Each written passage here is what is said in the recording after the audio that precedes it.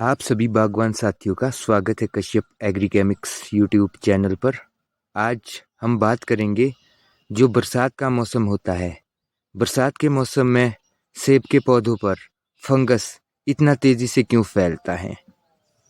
नमस्ते दोस्तों, मैं वीरेंद्र कश्यप, आपका बागवान साथी। बरसात का मौसम बागवान साथियों के लिए जितना राहत भरा होता है उतना ही चुनौतीपूर्ण भी। क्या आपने कभी गौर किया है बारिश के मौसम में सेब के पेड़ों में आखिर ये फंगस की समस्या क्यों बढ़ती जाती है। आज हम इन समस्याओं को समझेंगे और इन्हें रोकने के उपाय के बारे में भी जानेंगे। तो चलिए शुरू करते हैं वीडियो। सबसे पहले बात करेंगे फंगस क्या है और यह सेब के पेड़ों को कैसे प्रभावित करता है। फंगस एक प्रकार का सूक्ष्म जीव है जो कि नम और गर्म परिस्थितियों में ज्यादा तौर पर फैलता है। सेब के पौधों में आमतौर पर एप्पल स्कैब, पॉडरी मिल्ड्यू और ब्लैक स्पॉट जैसे फंगस देखे जाते हैं। कुछ फंगस तो ऐसे भी है जैसे अल्टरनेरिया, मार्सोनिना, समय रहते अगर इन्हें ना रोका जाए तो ये प्रीमेच्योरली फॉल को बढ़ावा दे सकते हैं। चलिए बात करते हैं बारिश के मौसम में फंगस क्यों फैलता है। बारिश के कारण पेड़ों की पत्तियां और फल लंबे समय तक गीले रहते हैं। जो फंगस के बीजाणु होते हैं उन्हें जर्मिनेट होने के लिए नमी की ज़रूरत होती है।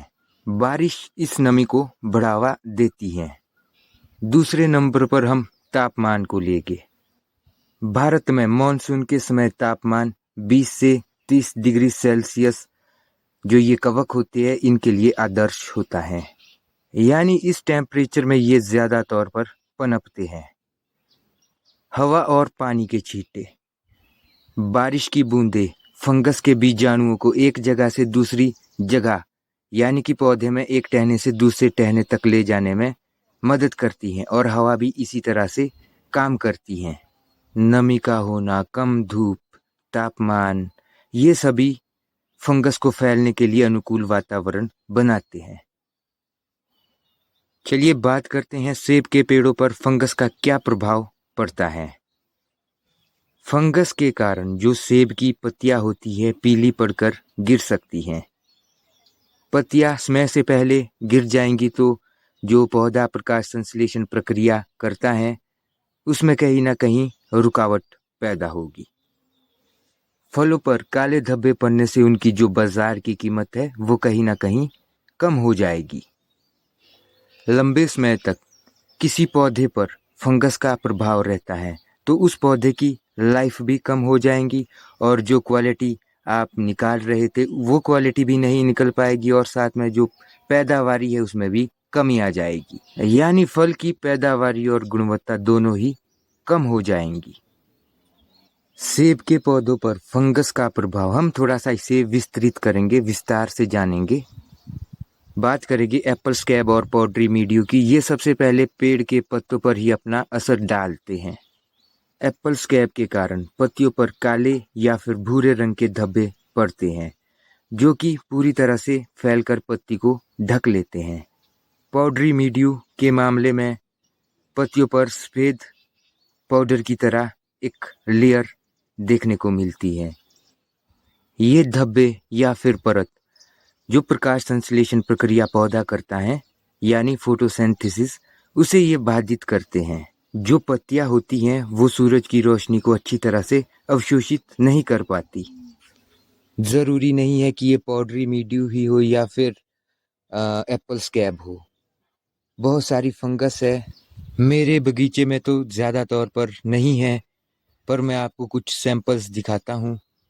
कई बार इस तरह के हमें लक्षण दिखाई देते हैं, इसे फायर ब्लाइट कहा जाता है। कई बार सेब पर हमें इस तरह के धब्बे देखने को मिलते हैं। ये सूटी ब्लॉच है, ये भी एक फंगल इन्फेक्शन है। इस तरह का एक फंगल इन्फेक्शन दिखता है, इसे नेक्रोटिक लीफ ब्लॉच कहा जाता है। और जो ये मैं आपको दिखा रहा हूँ ये मार्सोनिना के सिंडम्स है। ये कुछ समस्याएं हैं जो बागवान साथियों को बारिश के समय ज़्यादा परेशान करती हैं। समय रहते अगर इनका उपचार ना किया जाए तो ये प्रीमैच्योरली फॉल को भी बढ़ावा देते हैं। किसी भी फंगस को, किसी भी बीमारी को फाइंड आउट करने के लिए आपको नज़दीकी कृषि केंद्र से सलाह ज़रूर लेनी चाहिए। चलिए अब बात करते हैं फंगस को रोकने के उपाय, यानी इन समस्याओं से कैसे छुटकारा पाया जा सकता है। सबसे पहला पॉइंट जो हमारा रहेगा, जल निकासी व्यवस्था। बगीचे में बारिश का पानी इकट्ठा नहीं होना चाहिए, यानी सही ड्रेनेज सिस्टम होना चाहिए। ऐसा करने पर पौधे में जड़ सड़न की समस्याओं को काफ़ी हद तक कम किया जा सकता है। तभी पौधा अच्छी तरह से न्यूट्रिशन अवशोषित कर पाएगा और पौधा हेल्थी रहेगा। बाग में ढलान बनाएं ताकि बारिश का पानी इकट्ठा ना हो। अगर आपका बगीचा चिकनी मिट्टी में लगा है तो वर्मी कंपोस्ट का ज़्यादा तौर पर यूज़ करें। इससे मिट्टी में ढीलापन भी रहेगा और जो पानी है वो भी जल्दी सूख जाएगा। दूसरा पॉइंट जो हमारा रहने वाला है, पेड़ों की छांट छंटाई। प्रूनिंग सिस्टम जो है हमारा अच्छा होना चाहिए। पौधे में अच्छी तरह से सनलाइट और एयर सर्कुलेशन होना चाहिए। इसके लिए आपको पौधे की अच्छी तरह से प्रूनिंग करनी पड़ेगी ताकि हवा भी पौधे में पूरी तरह से जा सके और जो धूप है वो भी पूरे पौधे में अच्छी तरह से पहुंच सके। आपके पौधे में एयर सर्कुलेशन सही रहेगा, सनलाइट सही रहेगा। बारिश के बाद 1 घंटे की भी धूप लगती है तो ऐसे में पौधा पूरी तरह से सूख जाएगा, यानी फंगल इन्फेक्शन होने का कम खतरा है। प्रूनिंग विंटर में भी होती है और समर प्रूनिंग भी की जाती है। जो घनी टहनियाँ हैं आप उन्हें हटा दें ताकि धूप भी अच्छी तरह से पहुँचे और हवा भी। प्रूनिंग करते वक्त आप अपने औजारों को ज़रूर सैनिटाइज करें।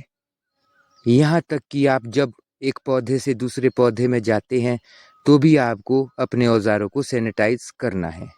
आपको थोड़ी मात्रा में कहीं फंगस दिखता है तो आपको उसे समय रहते प्रून करना है। तभी पौधे की जो नई ग्रोथ होगी उसमें कम लक्षण आपको फंगस के दिखेंगे।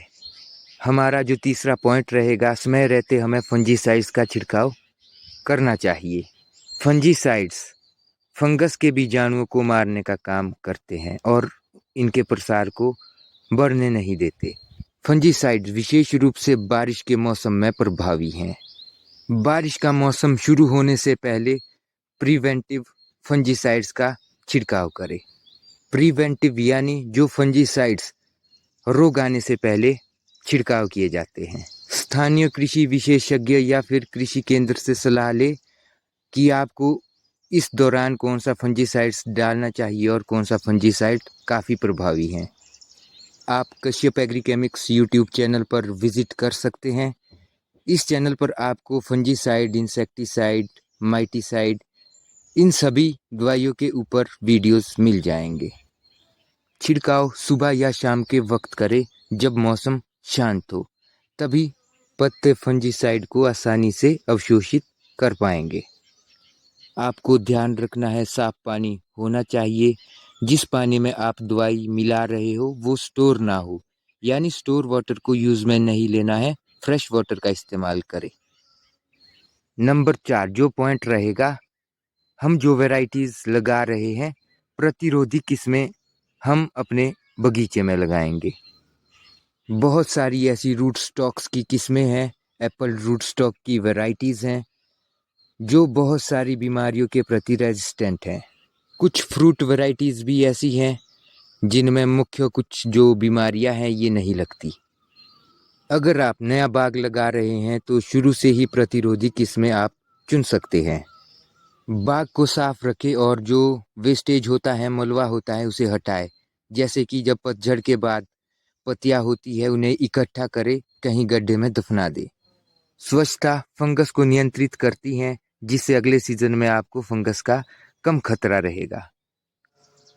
बागवान साथियों, बरसात के मौसम में फंगस ज़्यादा तौर पर फैलती हैं। ये कुछ ट्रिक एंड टिप्स हैं जो कि आपकी मदद कर सकते हैं आपके बगीचे को सुरक्षित रखने में। फंगस कोई भी बड़ी समस्या नहीं है। अगर आप समय रहते ये छोटे छोटे कदम उठाए तो आप अपने बाग को सुरक्षित रख सकते हैं। आपका कोई सवाल रहता है तो आप कमेंट करें, मैं सभी के कमेंट को पढ़ने की कोशिश करता हूँ। इस चैनल पर आपको ऐसी ही कृषि से संबंधित जानकारी मिलती है।